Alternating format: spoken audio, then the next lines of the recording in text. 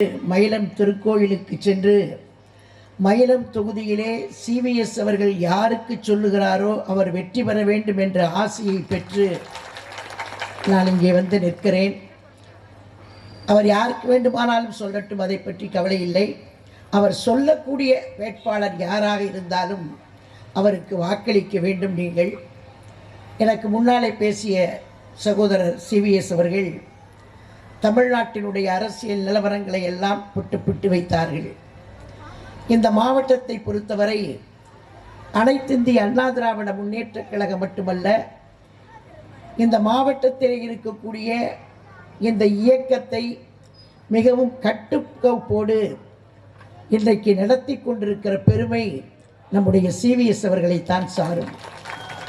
அவர் மட்டுமல்ல, வரலாற்றிலே சிவகங்கையிலே சின்ன மருது பெரிய மருது என்று 2 பேர் அங்கே ஆட்சி நடத்தி மிகப்பெரிய சரித்திரத்திலே இடம்பெற்றவர்கள் 2 பேரும்.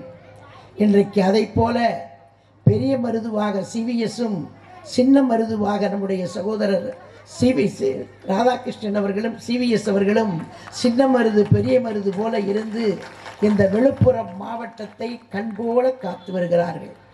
எத்தனையோ மந்திரிகள் விழுப்புரத்துக்கு வந்திருக்கிறார்கள்.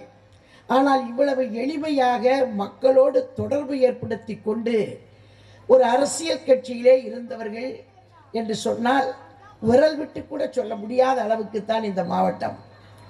அமைச்சராக வருகிறவர்கள் எல்லாம் எந்த நிலைக்கு போயிருக்கிறார்கள் என்பது உங்களுக்கு எல்லாம் தெரியும்.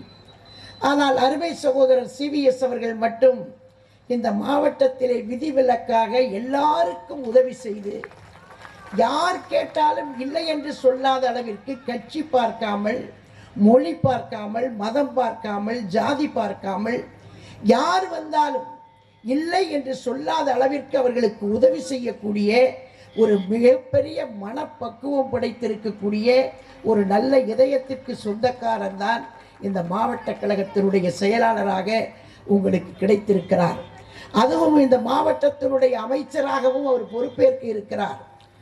அதற்கு காரணம் மக்கள் மத்தியிலே அவர் பழகக்கூடிய தன்மை, மக்கள் மத்தியிலே அவர் பழகக்கூடிய விதம். ஆகவே தான் இன்றைக்கும் நிலைத்த புகழோடு இருக்கிறார்.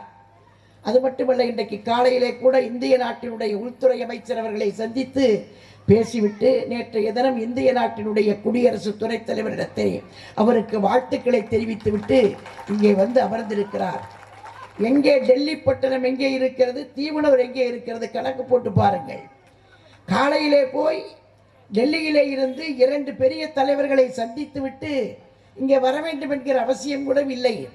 ஆனால் மக்களை சந்தித்து மயிலம் தொகுதியிலே பேச வேண்டும் என்கிற லட்சியத்தோடு அந்த கடமையை முடித்துவிட்டு இன்றைக்கு தீவனூர் வந்து உங்களை சந்தித்து பேசுவதற்கு வந்திருக்கிறார் என்று சொன்னால் மக்கள் மீது எந்த அளவிற்கு அவர் பாசம் வைத்திருக்கிறார், அன்பு வைத்திருக்கிறார் என்பதற்கு இது ஒரு மிகப்பெரிய எடுத்துக்காட்டு என்றுதான் சொல்ல வேண்டும்.